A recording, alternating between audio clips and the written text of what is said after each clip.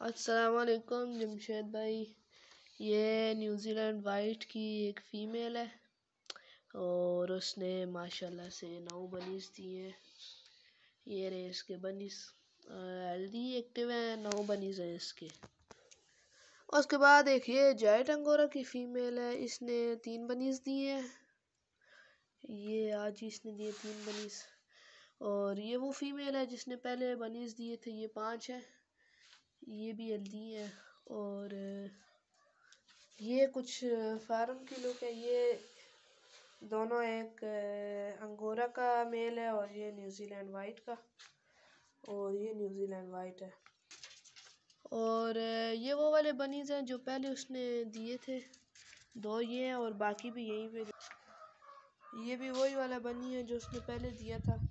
अभी ये 350 ग्राम से ऊपर हो चुके हैं ये।